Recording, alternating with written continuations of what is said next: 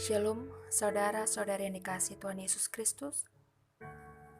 Sebelum kita mengawali aktivitas kita satu hari ini, kita akan mendengarkan firman Tuhan. Namun sebelumnya, marilah kita bersatu dalam doa. Terima kasih Tuhan untuk segala anugerah-Mu di dalam kehidupan kami. Saat ini kami akan mendengarkan firman-Mu. Tuhanlah yang memberkati hati kami dan pikiran kami. Amin. Saudara-saudara kasih Tuhan Yesus, firman Tuhan saat ini menyapa kita, tertulis dalam Kolose pasal 1 ayat 16. Beginilah firman Tuhan. Karena di dalam Dialah telah diciptakan segala sesuatu yang ada di sorga dan yang ada di bumi, yang kelihatan dan yang tidak kelihatan, baik singgasana maupun kerajaan, baik pemerintah maupun penguasa. Segala sesuatu diciptakan oleh Dia dan untuk Dia. Demikian firman Tuhan. Saudara yang dikasihi Tuhan, di dalam nats ini ingin ditekankan bahwa Allah lah yang menciptakan segala sesuatunya. Semuanya diciptakan oleh Tuhan dan untuk Tuhan. Maka dapat disimpulkan hidup kita juga adalah bagian dari karya penciptaannya. Maka hidup kita ini pun bukan untuk kita, tetapi untuk Tuhan. Untuk Tuhan, apa yang dimaksudkan di dalam nats ini? Ketika dikatakan untuk Tuhan, maka jelas yang dimaksud di sana adalah untuk memuliakan nama Tuhan. Lalu bagaimana cara bagi setiap orang percaya untuk memuliakan Tuhan di dalam hidupnya? Saudara-saudara yang terkasih, banyak cara yang bisa kita lakukan untuk memuliakan nama Tuhan. Seperti yang dilakukan oleh orang-orang percaya di Kolose. Mereka hidup saling mengasihi satu sama lain. Mereka hidup saling bahu-membahu di antara mereka.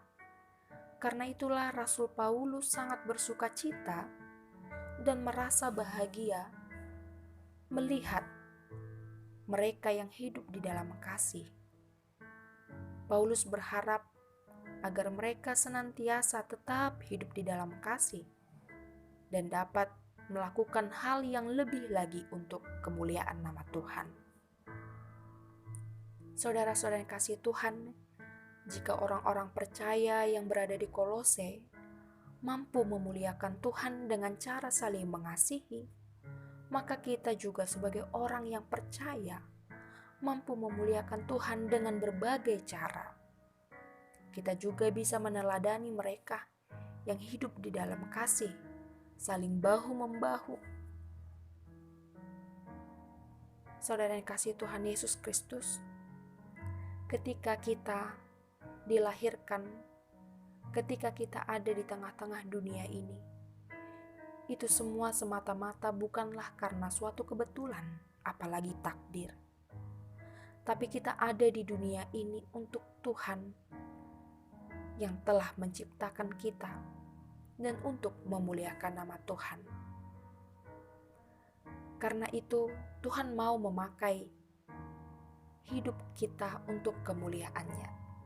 Yang menjadi titik persoalan saat ini, maukah kita dipakai Tuhan untuk kemuliaan nama-Nya?